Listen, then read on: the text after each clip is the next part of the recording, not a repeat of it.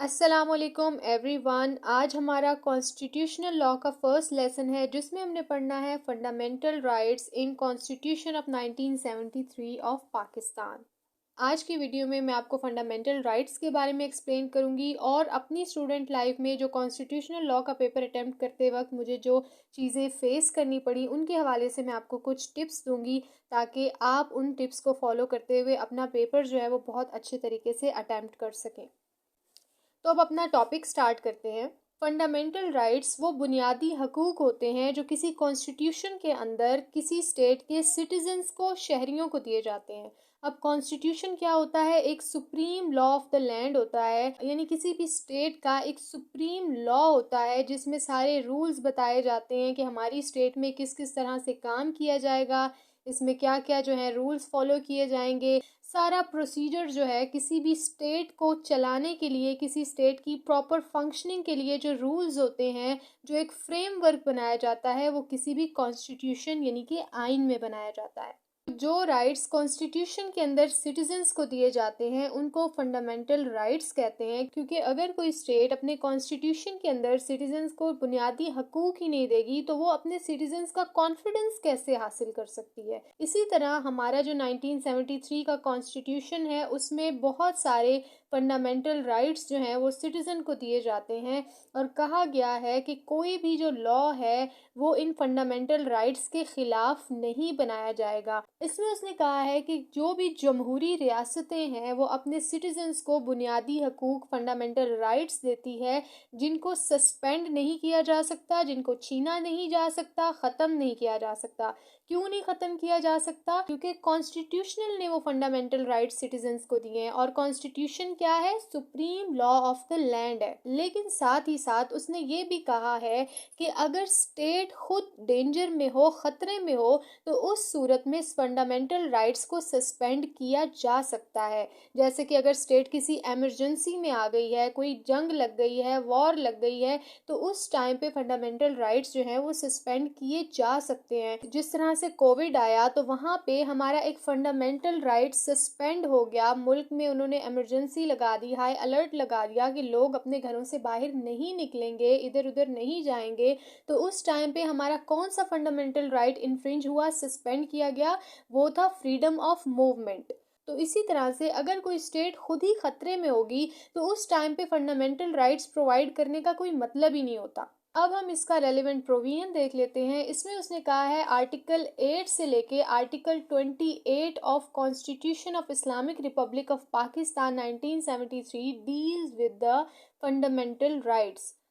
अब आगे हम देखते हैं मीनिंग ऑफ फंडामेंटल राइट क्या है। इसमें उसने कहा है कि वो राइट्स जो किसी फेडरल कॉन्स्टिट्यूशन से हासिल किए जाते हैं, जिनका सोर्स जो है वो फेडरल कॉन्स्टिट्यूशन है, उनको कहा जाता है फंडामेंटल राइट्स। और ये राइट्स गारंटीड किए जाते हैं, दिए जाते हैं किसी भी कॉन्स्टिट्यूशन के अंदर। नेक्स्ट हमारा जो पॉइंट है वो है objective resolution as a part of constitution. इसमें उसने कहा है कि ऑब्जेक्टिव रेजोल्यूशन को Magna Carta of present constitution of Pakistan कहा गया है और इसको एज अ प्रियम्बल हमारे कॉन्स्टिट्यूशन में इफ्तिताहिया के तौर पर एडप्ट किया गया है और ये हमारे कॉन्स्टिट्यूशन का सब्सटेंटिव पार्ट है। नेक्स्ट हमारा पॉइंट है basis of fundamental rights under article 8। इसमें उसने कहा है कि किसी भी लॉ को हम as a good law consider नहीं कर सकते अगर उस लॉ को फंडामेंटल राइट्स के अगेंस्ट बनाया गया है। यानी अगर हम किसी लॉ को बना रहे हैं तो उसको हमने फंडामेंटल राइट्स के अकॉर्डिंग बनाना है, अदरवाइज वो नल एंड वॉइड होगा। नेक्स्ट हमारा पॉइंट है सस्पेंशन ऑफ फंडामेंटल राइट्स। इसमें उसने हमें 3 आर्टिकल्स बता दिए हैं। Under article 8, sub article 5, under article 232 and 233। इसमें उसने कहा है कि rights shall not be suspended. Fundamental rights को हम सस्पेंड नहीं कर सकते, ख़त्म नहीं कर सकते, except as expressly provided by constitution, अगर जब तक उनको कॉन्स्टिट्यूशन में सस्पेंड करने का ना कहा गया हो। अब कॉन्स्टिट्यूशन में आर्टिकल 232 एंड 233 के अकॉर्डिंग फंडामेंटल राइट्स को सिर्फ और सिर्फ इमरजेंसी की सूरत में सस्पेंड किया जा सकता है, अदरवाइज फंडामेंटल राइट्स को सस्पेंड नहीं किया जा सकता।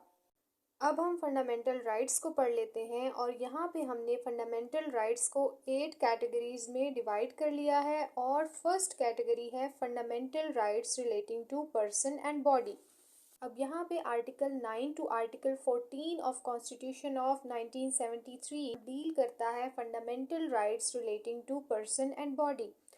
फर्स्ट इसमें है सिक्योरिटी ऑफ पर्सन। आर्टिकल 9 किसी भी पर्सन को उसकी लाइफ से या उसकी आज़ादी से महरूम नहीं किया जा सकता, उसको कैद नहीं किया जा सकता, उसको लिबर्टी दी जाएगी, आज़ादी दी जाएगी। साथ ही साथ उसने ये भी कह दिया save in accordance with law. लेकिन जहाँ पे लॉ कहता है कि इस बंदे को आज़ाद नहीं छोड़ा जा सकता, यानी अगर कोई क्रिमिनल है तो वो फिर फंडामेंटल राइट ऑफ लिबर्टी जो है वो क्लेम नहीं कर सकता। वो ये नहीं कह सकता कि लॉ मुझे राइट ऑफ लिबर्टी ग्रांट करता है तो मुझे इसकी प्रोटेक्शन दी जाए, क्योंकि वो क्रिमिनल है। तो save in accordance with law का मतलब है कि जहाँ पे अगर लॉ कहता हो कि इस बंदे को लिबर्टी नहीं दी जाएगी या लाइफ नहीं दी जाएगी, यानी अगर लॉ कहता हो कि इस ये मर्डरर है और इसको डेथ सेंटेंस दी जाएगी, तो फिर उसका राइट ऑफ लाइफ नहीं बनता। नेक्स्ट इसमें फंडामेंटल राइट है safeguard as to arrest and detention under article 10। इसमें उसने कहा है कि जब भी किसी पर्सन को अरेस्ट किया जाएगा तो उसको इन्फॉर्म किया जाएगा, उसको रीज़न बताई जाएगी कि उसको किस वजह से अरेस्ट किया गया है। सेकंड उसने कहा है कि उसको राइट दिया जाएगा कि वो अपने लिए कोई लॉयर हायर कर सके। और थर्ड उसने कहा है कि he shall be produced before a magistrate within the 24 hours of such arrest. और अगर उसको अरेस्ट किया गया है तो उसके पास ये पूरा राइट है कि वो 24 घंटे के अंदर अंदर मैजिस्ट्रेट के सामने पेश किया जाना चाहिए। जिस बंदे को अरेस्ट किया गया है उस बंदे के पास ये फंडामेंटल राइट अवेलेबल है अंडर आर्टिकल 10। नेक्स्ट इसमें हमारे पास जो राइट है वो है right of fair trial under article 10A। इसमें उसने कहा है कि जिस भी पर्सन को अरेस्ट किया गया है या उसके ऊपर कोई क्रिमिनल चार्ज लगाया गया है कि इस बंदे ने ये जुर्म किया है, तो उस पर्सन को ये राइट है कि उसका फेयर ट्रायल किया जाए। यानी उसका राइट है कि उसको प्रॉपर तरीके से समन्स भेजा जाए, उसको सारी चीज़ें इन्फॉर्म की जाए कि तुम्हारे ऊपर ये मुकदमा हो गया है, तुम कोर्ट में आओ। और सारा जो प्रोसीजर है वो ड्यू प्रोसेस के अकॉर्डिंग होना चाहिए, लॉ के अकॉर्डिंग होना चाहिए। और दूसरा उसने कहा है कि जब तक किसी पर्सन का जुर्म साबित नहीं हो जाता तब तक वो मासूम है, इनोसेंट है, उसको मुजरिम नहीं कहेंगे बल्कि मुल्जिम कहेंगे। नेक्स्ट इसमें हमारे पास जो राइट है as to person and body वो है prohibition of slavery, force labour etcetera under article 11। इसका मतलब ये कि किसी भी पर्सन को गुलाम बना के नहीं रखा जा सकता। और जो पाकिस्तान का लॉ है वो किसी भी किस्म की एड प्रोवाइड नहीं करता, कोई मदद नहीं देता, किसी को फैसिलिटेट नहीं करता कि आप फलां बंदे को गुलाम बनाएं। गुलाम बना के रखना, स्लेव बना के रखना, ये एक ऑफेंस है जब तक कि वो बंदा खुद किसी के अंडर रह के काम ना करना चाहे। और दूसरा उसने कहा है कि किसी भी पर्सन को कोई काम करने के लिए, कोई मजदूरी करने के लिए, नौकरी करने के लिए फोर्स नहीं किया जा सकता। नेक्स्ट इसमें हमारे कॉन्स्टिट्यूशन ने अंडर आर्टिकल 11 चिल्ड्रन को प्रोटेक्शन प्रोवाइड की है। इसमें उसने कहा है कि 14 साल से जो कम बच्चा है उसको किसी फैक्ट्री में, किसी माइन में या किसी और एम्प्लॉयमेंट में जो कि उसके लिए ठीक नहीं है उसमें उसको नहीं रखा जा सकता। यानी बच्चों को या चिल्ड्रन को प्रोटेक्शन प्रोवाइड की गई है कोई भी मजदूरी करने से या कोई भी नौकरी करने से, अगर वो 14 साल से कम उम्र के हैं। नेक्स्ट हमारे पास जो फंडामेंटल राइट है वो है right as to protection against the retrospective punishments under article 12। इसमें वो कहता है कि जब किसी पर्सन ने कोई जुर्म किया होता है, कोई काम या कोई गलती कोताही की होती है और उस वक्त पर अगर वो जुर्म नहीं है तो फिर उसको सज़ा नहीं मिलेगी। यानी जब उसने वो काम किया उस टाइम में लॉ में उसकी कोई पनिशमेंट नहीं लिखी हुई तो फिर बाद में उसको उस चीज़ के लिए पनिश नहीं किया जा सकता। रेट्रोस्पेक्टिव पनिशमेंट से लॉ प्रोटेक्शन प्रोवाइड करता है। नेक्स्ट हमारे पास जो फंडामेंटल राइट है वो है protection against double punishment and self incrimination. इसमें उसने कहा है कि किसी भी पर्सन को किसी काम के लिए 2 दफ़ा सज़ा नहीं दी जा सकती और कोई भी बंदे को अपने खिलाफ कोई गवाही देने के लिए मजबूर नहीं किया जा सकता। नेक्स्ट हमारे पास आर्टिकल 14 है। इसमें उसने राइट प्रोवाइड किया है regarding to inviolability of dignity of man etcetera. इसमें वो कहता है कि कोई भी एविडेंस लेने के लिए, सबूत लेने के लिए हम किसी पर्सन को टॉर्चर नहीं कर सकते, उसको परेशान नहीं कर सकते कि वो किसी केस में आके एविडेंस दे या कोई गवाही दे, तो उसको टॉर्चर नहीं किया जा सकता। नेक्स्ट अब हम सेकंड कैटेगरी स्टार्ट करते हैं, वो है fundamental rights relating to freedom, यानी आज़ादी से रिलेटेड ये फंडामेंटल राइट्स हैं। Article 15 to article 19A deal करता है fundamental rights relating to freedom. अब हम वन बाय वन इनको डिस्कस कर लेते हैं। नंबर 1 पे इसमें है freedom of movement under article 15। इसमें वो कहता है कि हर बंदे को पूरी आज़ादी है कि वो अपने मुल्क के अंदर, अपने पाकिस्तान के अंदर किसी भी जगह पे रहे, किसी भी जगह पे सेटल हो जाए, किसी भी जगह से कूच कर जाए, किसी भी शहर में एंटर हो जाए या किसी भी शहर को छोड़ दे। नेक्स्ट हमारे पास जो राइट है वो है freedom of assembly under article 16। इसमें वो कहता है कि किसी भी सिटीजन को ये हक है, ये आज़ादी है, वो किसी भी असेंबली को ज्वाइन कर सकता है। अब असेंबली क्या होता है? जिस तरह से ऑर्गेनाइजेशंस होती हैं, जिस तरह से कुछ लोग जो हैं वो किसी ख़ास मकसद के लिए इकट्ठे हो जाते हैं, उसको ज्वाइन करने में किसी भी पर्सन को राइट दिया गया है। और सेकंड उसने ये कंडीशन लगा दी है कि वो जो असेंबली है वो पीसफुल मैनर में होनी चाहिए। यानी ये नहीं होना चाहिए कि आप दंगा फसाद कर रहे हैं, लाठी चार्ज कर रहे हैं। कोई असेंबली आपने ज्वाइन की है तो वो पीसफुल मैनर में आप ज्वाइन करेंगे। और साथ ही साथ उसने ये भी कहा है विदाउट आर्म्स, यानी उसमें आप हथियार इस्तेमाल नहीं कर सकते। सिर्फ पीसफुल पर्पज़ के लिए आप कोई भी असेंबली ज्वाइन कर सकते हैं। नेक्स्ट हमारे पास जो राइट है वो है freedom of association under article 17। इसमें उसने कहा है कि हर बंदे को ये आज़ादी है कि वो कोई भी एसोसिएशन बना सकता है। एसोसिएशन जो है हम देखते रहते हैं, डिफरेंट यूनियंस होती हैं, एनजीओज़ होती हैं जो लोगों के लिए, लोगों को हेल्प प्रोवाइड करने के लिए बनाई गई हैं। तो वो कोई भी पर्सन बना सकता है, फ्रीडम है, उसको राइट मिला है अंडर कॉन्स्टिट्यूशन। सेकंड जो उसने हमें फ्रीडम दिया है वो freedom to form political party under article 17 sub article 2। इसमें उसने कहा है कि किसी भी पर्सन को ये आज़ादी है कि वो पाकिस्तान में रहते हुए कोई भी पॉलिटिकल पार्टी बना सकता है या किसी भी पॉलिटिकल पार्टी का मेंबर हो सकता है। साथ ही साथ उसने ये कंडीशन भी रख दी है not being in service of Pakistan, यानी पाकिस्तान के अंदर वो कोई सर्विस ना कर रहा हो, यानी नेवी में ना हो, आर्मी में ना हो, कोई पाकिस्तान की सिविल सर्विसेज में ना हो। उसके अलावा जो है वो कोई भी पॉलिटिकल पार्टी बना सकता है और किसी भी पॉलिटिकल पार्टी को ज्वाइन कर सकता है। नेक्स्ट जो इसमें हमारे पास राइट है वो है freedom to trade, business and profession under article 18। इसमें वो कहता है कि पाकिस्तान के हर सिटीजन के पास ये राइट है कि वो किसी भी लॉफुल प्रोफेशन को ज्वाइन कर सकता है। यानी वो कोई भी नौकरी कर सकता है, कोई भी कारोबार कर सकता है, कोई भी ट्रेड या बिजनेस वगैरह वो कर सकता है। नेक्स्ट इसमें हमारे पास जो राइट है वो है freedom of speech under article 19।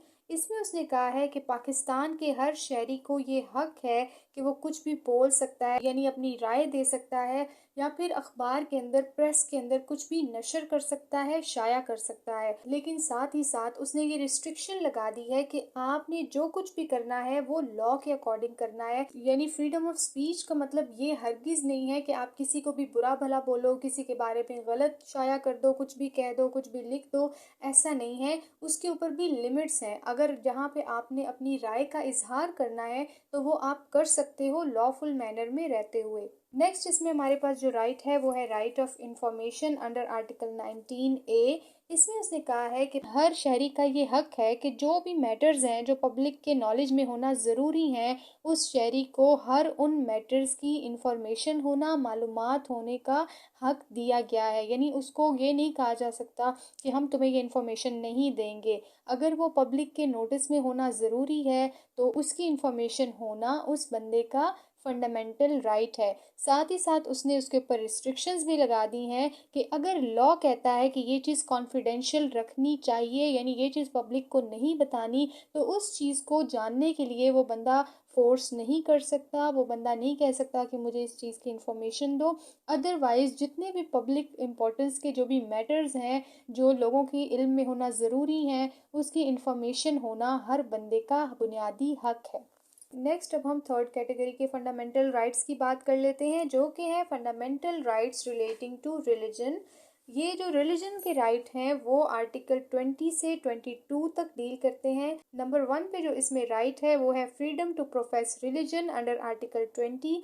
इसमें उसने कहा है कि पाकिस्तान के अंदर जितने भी सिटीजन्स हैं, जो लोग रह रहे हैं, वो अपनी मर्ज़ी का रिलीजन जो है वो अडॉप्ट कर सकते हैं, अपने रिलीजन को प्रैक्टिस कर सकते हैं, कोई भी रिलीजन इख्तियार कर सकते हैं, उसके मुताबिक ज़िंदगी गुजार सकते हैं। यहाँ पे बात हो रही है सिटीजन्स की, तो सिटीजन्स तो हिंदू भी हो सकते हैं, मुस्लिम भी, सिख भी, ईसाई भी। तो जो हमारा कॉन्स्टिट्यूशन है वो उन सब सिटीजन्स को fundamental right of religion provide कर रहा है। नेक्स्ट इसमें जो राइट है वो है safe guard against religious tax under article 21। इसमें उसने कहा है कि किसी भी पर्सन को मजबूर नहीं किया जा सकता, कंपेल नहीं किया जा सकता कि वो अपने मज़हब के अलावा किसी दूसरे मज़हब के लोगों की मेंटेनेंस के लिए, बेटरमेंट के लिए कोई स्पेशल टैक्स दे। नेक्स्ट इसमें जो हमारे पास राइट है वो है safeguard as to educational institution in respect of religion under article 22। इसमें उसने कहा है कि जितनी भी रिलीजियस कम्युनिटीज़ हैं, चाहे वो मुसलमान हैं, हिंदू हैं, सिख हैं, ईसाई हैं, या जो भी लोग हैं, उनका ये राइट है कि वो अपने लोगों को रिलीजियस एजुकेशन देने के लिए, मजहबी तालीम देने के लिए कोई भी रिलीजियस इंस्टीट्यूशंस बना सकते हैं, कोई भी दरसगाह बना सकते हैं अपने रिलीजन के अकॉर्डिंग। नेक्स्ट अब हम फोर्थ कैटेगरी की बात कर लेते हैं, जो कि डील करता है fundamental rights relating to property. ये जो फंडामेंटल राइट्स हैं ये आर्टिकल 23 से 24 तक डील करते हैं। इसमें नंबर 1 पे है freedom to acquire property under article 23। इसमें वो कहता है कि पाकिस्तान में रहने वाले हर सिटीज़न का, हर शहरी का ये हक है कि वो कोई भी प्रॉपर्टी, कोई भी जायदाद पाकिस्तान में रहते हुए ख़रीद सकता है, फ़रोख्त कर सकता है, चाहे वो अपनी प्रॉपर्टी के साथ जो कुछ मर्ज़ी करे, ये उसका राइट है। इसमें जो नेक्स्ट हमारे पास राइट है वो है protection of property right under article 24। इसमें उसने कहा है कि किसी भी पर्सन को उसकी प्रॉपर्टी से महरूम नहीं किया जा सकता, उसको अपनी प्रॉपर्टी से निकाला नहीं जा सकता अगर वो उस प्रॉपर्टी का मालिक है, अगर वो प्रॉपर्टी उसकी अपनी है, चाहे वो उसने किराएदारी पे ली है, चाहे वो उसने ख़रीदी है, जिस तरह से भी उसने वो प्रॉपर्टी एक्वायर की है इन लॉफुल मैनर, उसको उस प्रॉपर्टी से निकाला नहीं जा सकता। लेकिन साथ ही साथ उसने ये कंडीशन भी लगाई है कि save in accordance with law, कि अगर लॉ ये कहता है कि इसको निकाला जाए, यानी अगर उस पर्सन ने वो धोखाधड़ी से प्रॉपर्टी खरीदी है, किसी को डिफ्रॉड करके, या फिर अगर कोई प्रॉपर्टी किराए पे ली गई है और वो फ्रॉड करके ली गई है, तो फिर उस पर्सन को निकाला जा सकता है, लॉ इसकी इजाज़त देता है। लेकिन लॉफुली अगर किसी पर्सन ने कोई प्रॉपर्टी एक्वायर की है तो उसको उस जगह से डिप्राइव या महरूम नहीं किया जा सकता। नेक्स्ट हमारे पास जो फिफ्थ कैटेगरी है वो है fundamental rights relating to equality, बराबरी के हकूक। इसमें आर्टिकल 25 डील करता है। इसमें नंबर 1 पे हम पढ़ते हैं equality of citizens under article 25 sub article 1। इसमें वो कहता है कि जो भी सिटीजन्स हैं पाकिस्तान के, वो कानून की नज़र में बराबर हैं और किसी भी लिहाज से उनमें फ़र्क नहीं किया जाएगा। सब सिटीजन्स बराबर हैं, चाहे वो हिंदू हैं, मुसलमान हैं, सिख हैं, ईसाई हैं। नंबर 2 इसमें उसने कहा है no discrimination under article 25 sub article 2। इसमें उसने कहा है कि जो भी सिटीजन्स हैं, जो पाकिस्तान में लोग रहते हैं, उनको तस्सुब की नज़र से नहीं देखा जाएगा, यानी उसमें ज़ात पात रंग नस्ल का कोई फ़र्क नहीं किया जाएगा और सब बराबर हैं। नेक्स्ट इसमें जो राइट है वो है protection of women and children under article 25 sub article 3। इसमें उसने कहा है कि कोई भी ताकत, कोई भी चीज़ रियासत को या स्टेट को, यानी पाकिस्तान को, औरतों के लिए या बच्चों के लिए कोई स्पेशल लॉज बनाने से या उनको प्रोटेक्शन प्रोवाइड करने से रोक नहीं सकती। यानी औरतों और बच्चों की प्रोटेक्शन के लिए कोई भी स्पेशल लॉज जो हैं वो बनाए जा सकते हैं। नेक्स्ट हमारे पास जो कैटेगरी है वो है right to education under article 25A। ये जो आर्टिकल है ये अमेंडमेंट के बाद इसमें एडअप किया गया था। ये आर्टिकल कहता है कि रियासत का या स्टेट का ये फ़र्ज़ बनता है कि जो बच्चे 5 से 16 साल की उम्र तक के हैं उनको फ्री यानी मुफ्त और लाजमी यानी कंपलसरी एजुकेशन जो है वो दी जाए। और ये जो स्टेट की तरफ से गवर्नमेंट स्कूल और कॉलेजेस बनाए जाते हैं, ये इसी वजह से बनाए जाते हैं क्योंकि हमारे कॉन्स्टिट्यूशन ने अंडर आर्टिकल 25A स्टेट की ये जिम्मेदारी आयद कर दी है। नेक्स्ट कैटेगरी जो हमारे पास फंडामेंटल राइट्स की है वो है fundamental rights to non discrimination, यानी लोगों के अंदर फर्क नहीं किया जाएगा जात पात रंग नस्ल के हिसाब से। और ये जो कैटेगरी है ये डील करती है आर्टिकल 26 से आर्टिकल 27 तक। नंबर 1 जो हमारे पास राइट है वो है right as regard of access to public place under article 26। इसमें उसने कहा है कि पाकिस्तान में जितनी भी पब्लिक प्लेसेस हैं, जिस तरह से पार्क हो गया, कोई भी जो इस तरह की जगह बनाई है जो पब्लिक के लिए बनाई गई है, लोगों के विजिट के लिए बनाई गई है, तो हर शहरी का ये हक है वो उस जगह को विजिट कर सके, ये उसका बुनियादी हक है। और अगर कोई बंदा उनको मना करेगा, रोकेगा कि आप इस पब्लिक प्लेस का विजिट नहीं करो, तो ये फंडामेंटल राइट्स के खिलाफ होगा। लेकिन साथ ही साथ उसने इसमें एक और चीज़ लिख दी है कि जो इबादत गाहें हैं वो पब्लिक प्लेस में काउंट नहीं होती।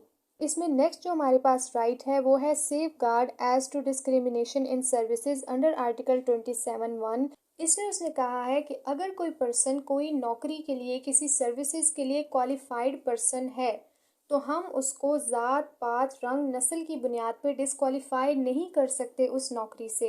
यानी कि जो भी सिटीज़न है वो बराबर हैं, हमारा लॉ हमारा कॉन्स्टिट्यूशन कहता है।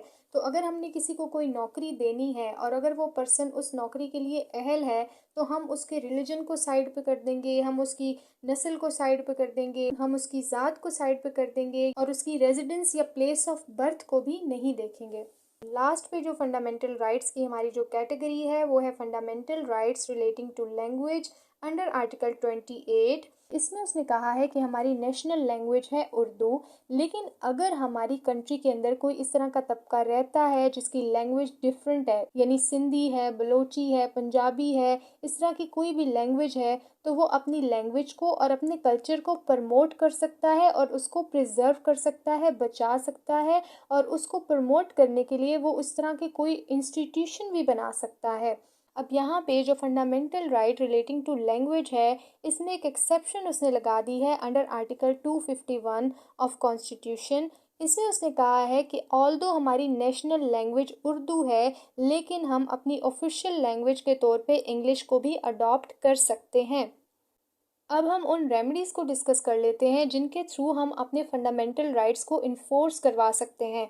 यानी अगर हमारे फंडामेंटल राइट्स को इन्फ्रिंज किया जाता है, हमें हमारे फंडामेंटल राइट्स से महरूम किया जाता है, तो ऑब्वियसली उसमें हमारे कॉन्स्टिट्यूशन ने हमें कुछ रेमेडीज़ भी दी होंगी।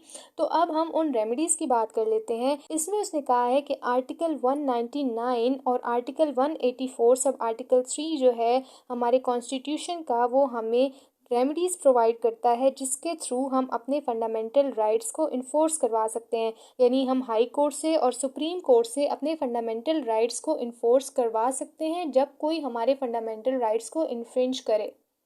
तो ये वो सारे फंडामेंटल राइट्स थे जो इन डिटेल मैंने आपको बताए हैं। वीडियो लंबी इसलिए हुई है क्योंकि हमारा टॉपिक जो है वो बहुत लंबा था और ये क्वेश्चन जो है पेपर पॉइंट ऑफ व्यू से बहुत इम्पॉर्टेंट है। और ये जो क्वेश्चन है वो कंप्लीट भी पूछा जा सकता है पेपर में और इसके कुछ आर्टिकल्स भी आपसे पूछे जा सकते हैं। तो आपने जब भी फंडामेंटल राइट्स याद करने हैं, आर्टिकल साथ याद करने हैं उसके। और ये जो क्वेश्चन है वो बहुत बार पेपर में आता है और अगर ये क्वेश्चन पेपर में आ जाता है तो एक इम्पॉर्टेंट टिप को याद रखिएगा, इस पूरे क्वेश्चन को लिखने मत बैठ जाइएगा क्योंकि नंबर 20 ही मिलते हैं, चाहे आप पूरा लिखो या छोड़ छोड़ के लिखो, जैसा भी लिखो, बट सही लिखो।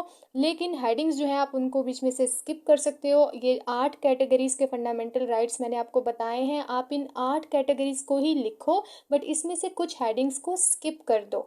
जब भी आप कॉन्स्टिट्यूशनल लॉ की तैयारी करें तो इस क्वेश्चन को सबसे पहले चूज़ किया करें, सबसे पहले तैयार किया करें क्योंकि ये मोस्ट रिपीटेड क्वेश्चन है।